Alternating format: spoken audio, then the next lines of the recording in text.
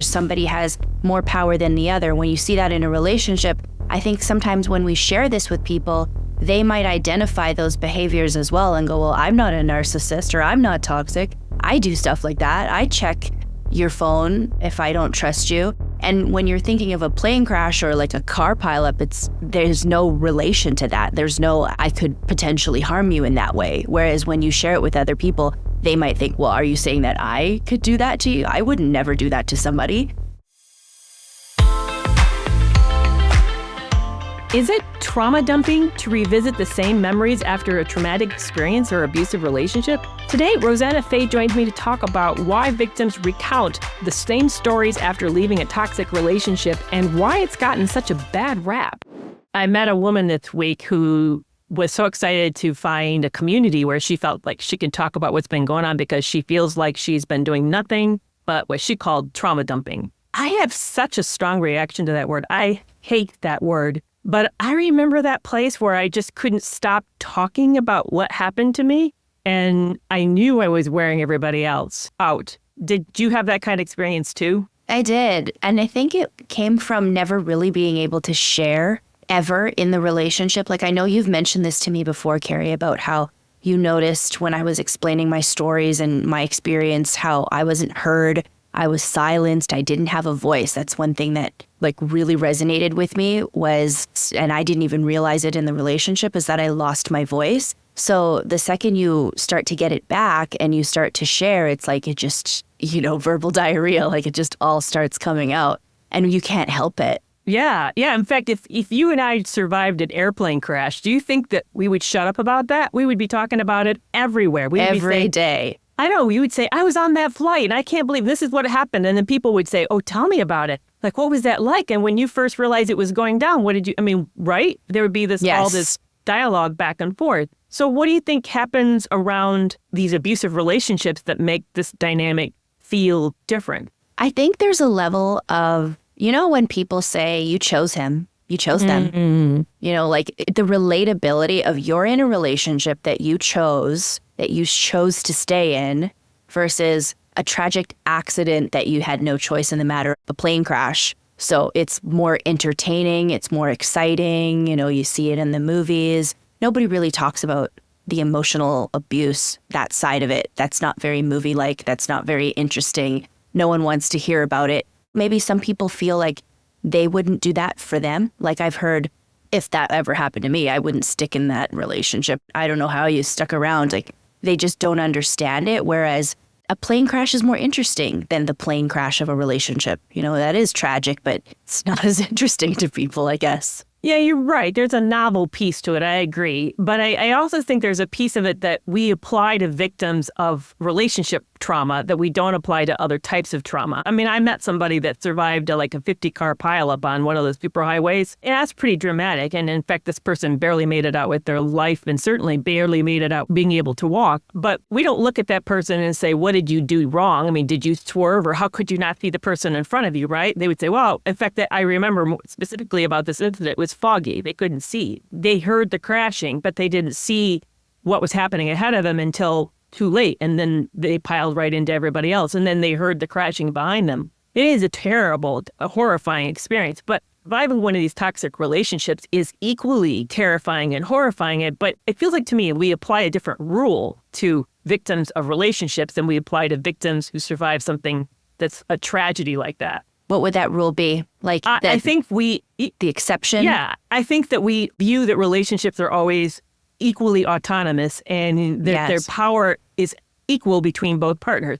But we say, what red flags did you miss? That's one of the common questions that victims get asked. So we assume there's this ability to anticipate danger and that when you go in, that you have the same kind of shared power, shared control between the two of you. And yet you and I, who've survived a toxic relationship, know that that is not the case.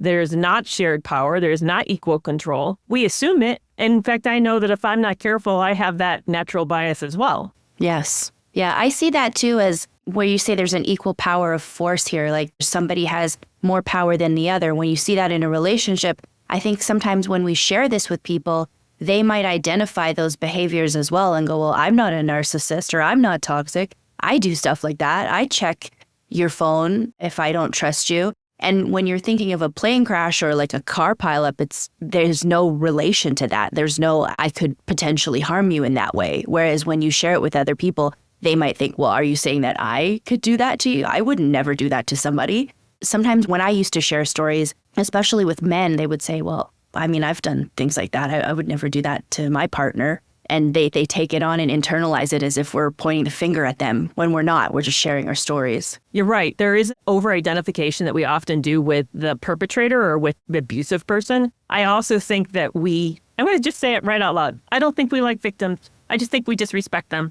I think we think they're pitiful and idiotic, that they are gullible. You said it. And I know. You just went and said it. People are thinking it, and you said it because I know people think that, and it's hard to say. I wouldn't say it, and you said it. That's a hard thing to say because we are victims, and it sucks to hear that it's true. People don't like us. People don't like victims. No, they have a hidden contempt, and that bleeds out in these comments. And we don't then give them the space to heal that we would give any other ordinary trauma survivor. I mean, if someone came up and said, somebody just killed a family member of mine, or I went through several, a husband dying of cancer and the son having leukemia, people were very, very sympathetic.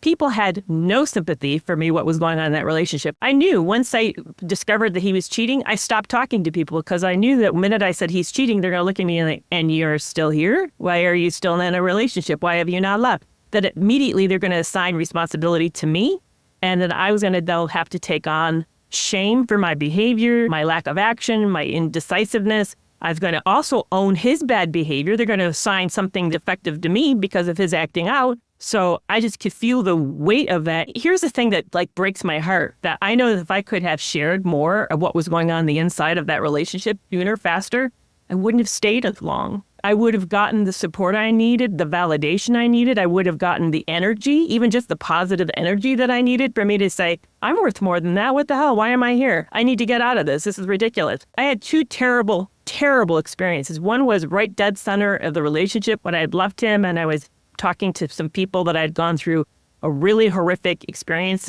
with my late husband surviving a very serious surgery as part of the effort to save him from the cancer. I shared with this group of women whose husbands had all go through the same thing. We had been so there for each other, and I shared them about the cheating and the indecisiveness and that I had separated. And the amount of attack that I got, it was a Facebook group. I dropped out of the group. I disappeared for a month. And then when I came back, things were never the same. I could tell that I had permanently destroyed those relationships by sharing, by doing nothing more than sharing. And then when I got out of the whole thing and I was writing about it, and of course, when you first get out, you can do nothing but talk about what happened. And plus I'm writing about it. I actually had somebody call me up and tell me that I was wearing my community out, that I was the joke, and that she was calling me out of an effort to save me from myself. Everybody has suffered like that. There's nothing unusual about your experience. Oh, wow. Yes. And by the way, that diatribe went on for an hour and a half, of reaming me out, talking at me.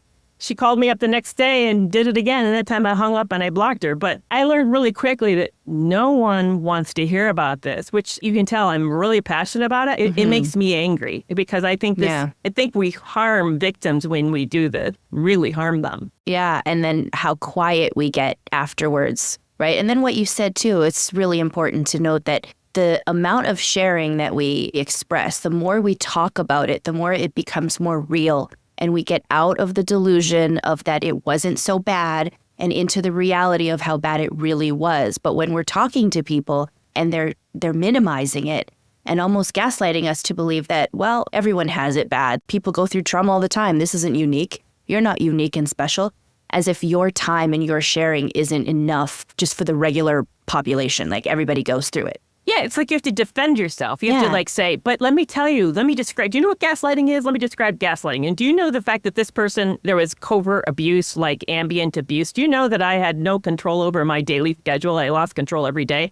Most of the time they just look at you, yeah, but you let it. But I didn't know. How would I know? How would I know? How it's like breathing carbon monoxide. It's odorless, tasteless. You're not aware that it's there, and yet it's poisoning you.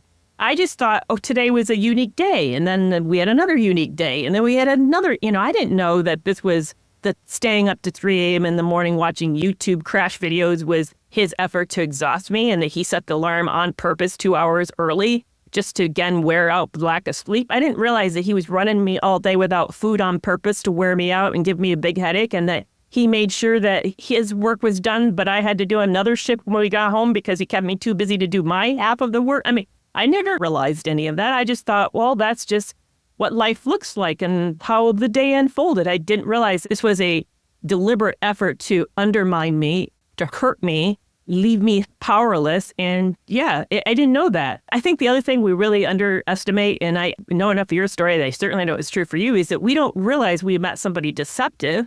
I mean, they really present beautifully like this, an amazing person. You really fall in love with who you think that they are.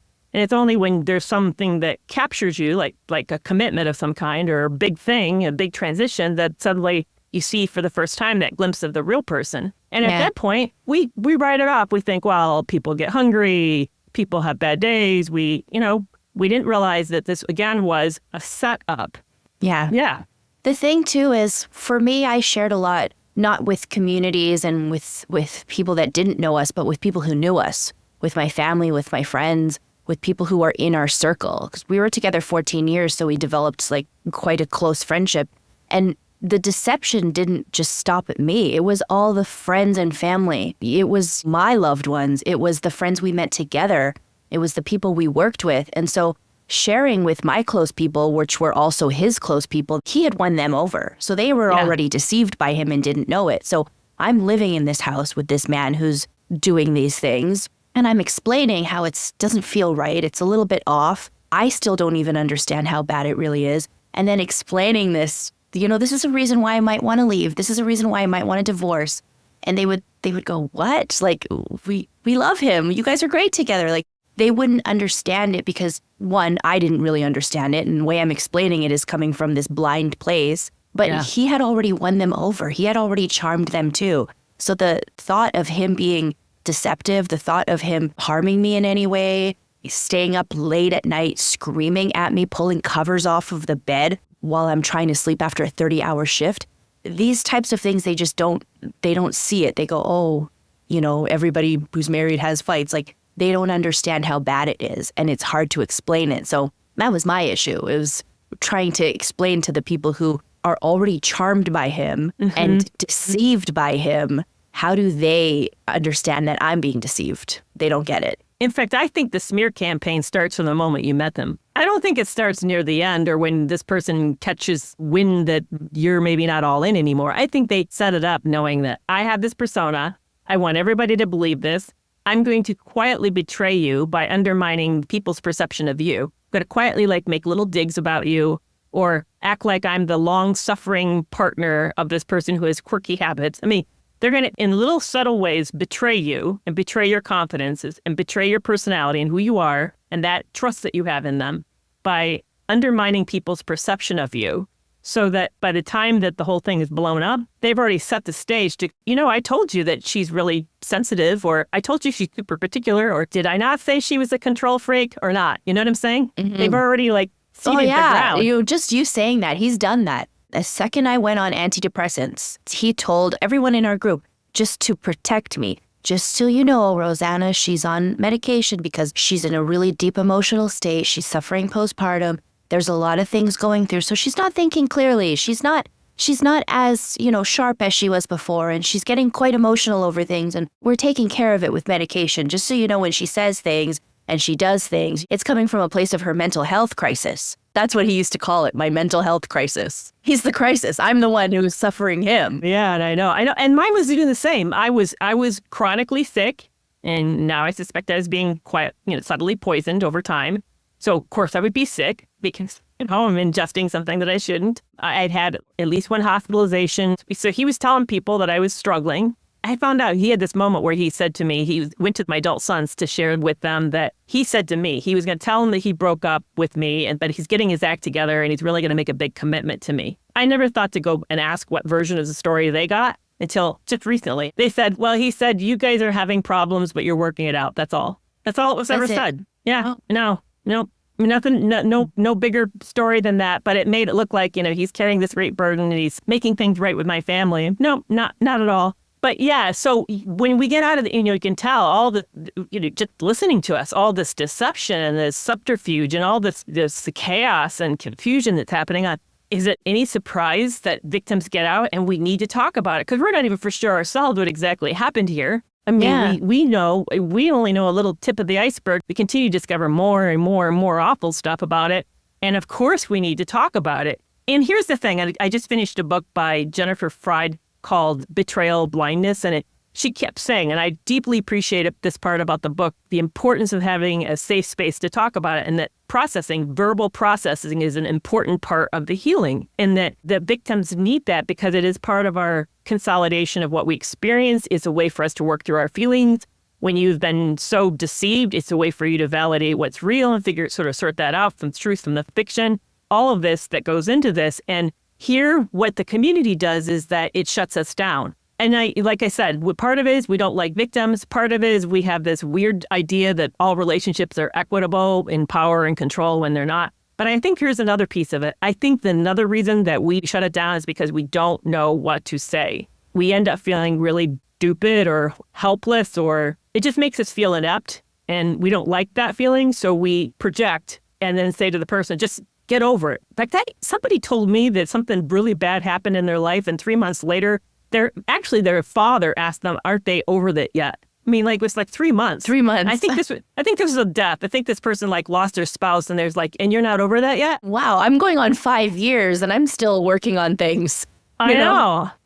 And you know what? In 3 months, you probably don't even have the final death certificate yet. Seriously, you haven't worked it out with Social Security yet. There's a lot of things that haven't even wrapped up, and people are already saying, it's been long enough. I think the time is up. I think, what they're really saying is, how much more time do I have to listen to this? 3 months? Shouldn't you stop talking about this now? Because I don't want to hear it. Yeah. So what do you recommend to people when you hear that that's the kind of environment they're in? What do you say to those individuals? Because victims need to process and yeah, that there's nothing wrong. I really, anybody who's a listener and you feel like you feel stupid for sharing, you're not. This is how we heal. So what do you encourage people to do when they're in that kind of non-supportive situation? Well, first, I think that what you said was really important, which is it is important to share. That's to find a safe place to share. And that's the key, is finding the safe place to share. Because not only is your verbalizing the sharing going to help you, but it's the feedback you get. So you could just share to your journal, you could just share to a voice note, but what are you getting back? So it's important to be selective of who your feedback is, because if you get back minimizing and you get back shutting down and telling you that what you experienced wasn't really that bad, or that you should be getting over it in 3 months, that feedback is going to do something to you. It's going to give you an idea of what you think you went through, right? And then you tell a little story about yourself that maybe you weren't really abused, or that you do need to get over it, or that you start to create shame of, I did choose this person and I did put myself in this situation and I didn't do anything soon enough. So choosing your feedback, because the feedback you get, which is, yes, that's great. Talk about more about that. You're on to something there. I think that brings out more of bringing it to reality and understanding what you went through. Did you know that that's gaslighting? What you're describing is gaslighting. Did you know that what you have is ambient abuse, and that's what you went through, and that's a smear campaign? So choosing your feedback, I think vetting who you talk to.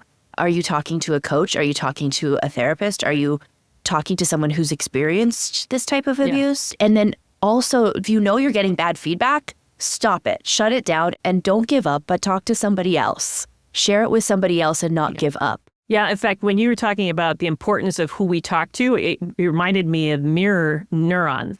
So feelings are highly contagious, and we tend to mirror what we see.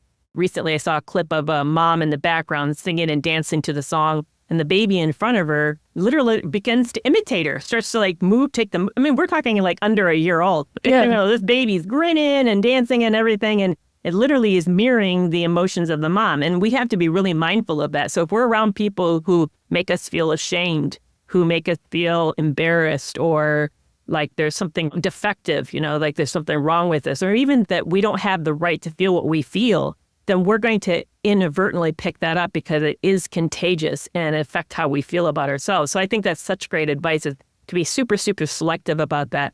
See, what happens with trauma is initially when it happens, the body wants to, because of the flight and fight stage, the fact that we're in a very heightened state of alertness because of the trying to be in a survival mode, trying to protect ourselves, the body then, if it's not careful, will store these memories intact, unprocessed. Oh. So, yeah, that's what happens that's wrong, is that they go into memory storage literally not changed. And so every time you talk about it, you're actually retrieving the memory, and then the mind consolidates it differently. When you process it aloud and get new information or new insight, the memory is changed and then stored differently, and it continues to change. This repetitiveness is a changing of the memory.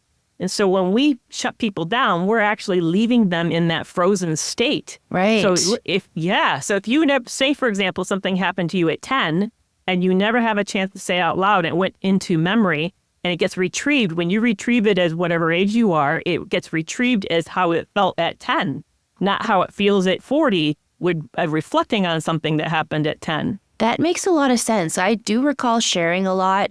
And even if I did get good feedback, and even if I did feel good afterwards, while I was sharing, I would feel nervous. My body would start to kind of shake a little bit. I used to get psychogenic tremors when I was in that relationship. And I actually got it a little bit after, like, while I was suffering CPTSD. I would think about things like if I was spending money on food, if I would get takeout, and my body would actually shake. My fingers would shake. And my therapist said it's psychogenic tremors, which is a trauma response to the memory of feeling nervous to buy something for myself because of the financial abuse. So yeah, that checks. That makes a lot of sense. Yeah, in fact, you and I have gone to the same condo where I lived, and the first time I was there with you it had been recent. I hadn't been there much with anybody until I was there with you. You and I have been there now several times, and I bet you, if you recall, the first time there was times you saw me shaking, and I was telling you really tough memory, or I suddenly just couldn't resist and say something. But the last time, which is just a few months ago, none of that happened. Yeah. Because every single time I go there with you and we revisit Changes. it. Oh, exactly. That's cool. Now I'm building memories with you on top, but I'm also having a chance to revisit those initial memories. And the revisiting it with you has caused those original memories to be changed. So then I feel less stirred up. I'd love to get into this more with the podcast extra, but I do think there is something that's a trauma dumping thing that does happen for some people. But I really want to differentiate what is that versus what's just normal processing, because I think we throw everybody into the category of, oh, you're repeating the same story about something that makes me uncomfortable, so therefore it's trauma dumping. I disagree with that. That's not trauma dumping. That's trauma processing, or whatever word you want to apply to it. But I do think there's something that does happen for some people where they get trapped in that and nothing changes. And years later, you'll see a repetitive revisiting of the same story and there's literally nothing changed about it. But normally, this is a process. And I do want to urge people that when it's happening to you, to put it into perspective, that this is what you're doing. This is a stage of trauma reprocessing. It does help to get EMDR, really helps with it too, but it's an uncomfortable stage, and it unfortunately lasts longer than we like. It lasts longer than our friends really wish that it did. Longer than 3 months. I know, and it lasts longer than we like that it does, But I do think that there's ways through it, and that's really the great part of being in my community group with all the group coaching that we do, and being one-on-one coaching with you, and you have a community group too. I think that's what's so lovely about these opportunities of being in with like-minded people, is that you get a chance to do it with people who understand. And then there's more patience because we've been there, we've done this together. Yeah, they get it. That's the biggest thing, is we promise that they get it. And so sharing with people who get it versus people who just don't get it, you're more at risk when you share with people who don't get it, because you don't get that chance to change that emotion, to reprocess that memory in a healthy, safe way. When you share with people who get it, you get that opportunity to do that and heal. So just a quick question. How long did it take you to get through that stage? Oh, I'm still getting through it. I mean, I can share now, and I still recall things, and sometimes I bring it up, but as far as it being always all the time, it was probably about a year or two.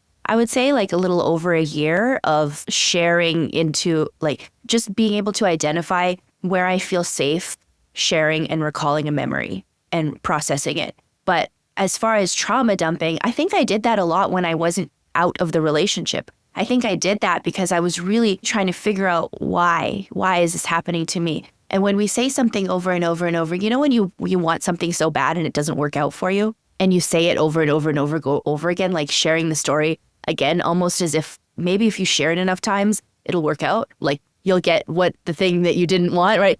You'll manifest it. You'll manifest. Yeah. It's like, maybe I'll just go back in time and not get that speeding ticket, right? But I'll share exactly how I got the speeding ticket. And you go over and over and over and over again how it felt and why it didn't happen and what you were doing that day and what you were wearing and all of the things. And it's almost like sharing it can delete the trauma. Yeah. And so I think I was doing that a lot in the relationship. But it took me about 1.5 years after leaving that I realized like my trauma dumping was more trauma processing. And I was able to find safe communities to share with. So we have some fan mail, and that's a new feature that has just recently been added, and I'm so excited about it. So the first person is from, I don't know where, it just says 5K. And this person said, I'm 5 months out of leaving a toxic relationship. We were together for 16 years, and we have a daughter. And he dumped me after my 37th birthday and went through my phone and didn't like my social media when he worked out of town, and he wanted me off of social media, and he blocked me and without a car, without a furniture. He packed up and left me homeless. Wow. And it's just sharing how they ended up totally out on their own. Any pieces of advice or comments you'd make for this person? That's tough. I would say that's a very normal thing. I think this person who did this to the writer here they were at a desperate spot because they lost control. And so they were trying to take away all of their control, take away their ability to drive, a place to live. And so this is just proof that you've taken your power back. And it's going to be hard. It's when you leave and when you I don't know if they dumped her or if he dumped her. Yeah, whoever. She got dumped by him. She was dumped by him, yeah. So however the discard happened, they know that they have no control over you anymore. So this is your first step out. Yeah, it reminds me of, how kids, when some kids were like, fine, then I'm going to take my toys and go home. That's exactly what that feels like. Yeah, exactly. What you're really seeing is punishment. Extremely immature reaction of an attempt to harm you because somehow something here feels uncomfortable and maybe even feels rejecting or abandoning. I'm not saying this woman rejected or abandoned this individual, but it doesn't take much. It's called a narcissistic wound. It doesn't take much for a person like that just to move into an enraged state and then literally just try to trash your life, to trash you. And my best advice to this individual is, first of all, I'm really sorry that it happened. He didn't deserve that. It's bizarre after 16 years with somebody that they would do that. But that really, to me, shows a level of emotional immaturity that your partner has had. And that, unfortunately, it is a backhanded gift in the sense that you're out, which is a good thing. But I'm sorry that they devastated your life like that. Most of us, I know you and I both have had to pick our life back up and rebuild again. That's a common problem with these relationships, is they decimate our lives. Then another one came in from Holly, Michigan, and just said, great show. Thank you so much. It really has helped this person a lot, staying on track. Thank you so much for the reminders that it's not about me and to stop making excuses for their partner's behavior. So we just want to thank them back. So yay. Yeah, I appreciate that. All right, so we're going to jump over to the podcast extra and talk about what is actually trauma dumping. How do you know if you're doing it, and what to do if you start to feel the urge and you're overstepping. So I thank you so much for joining me today, bro. This is fantastic. Thank you. Enjoy having you on. Bye-bye. Well, that's a wrap for this week's episode. Are you following me on TikTok, Facebook, Instagram, and YouTube? Find me at Kerry McAvoy, Ph.D. Now you don't need to wait a week to get your next podcast fix. Join Breaking Free from Narc Abuse at Substack.com to get exclusive audio content for subscribers. To sign up, click the link in the show notes. And whether you're in, consider leaving, or have left a narcissistic relationship, find community support at my Toxic Free Relationship Club.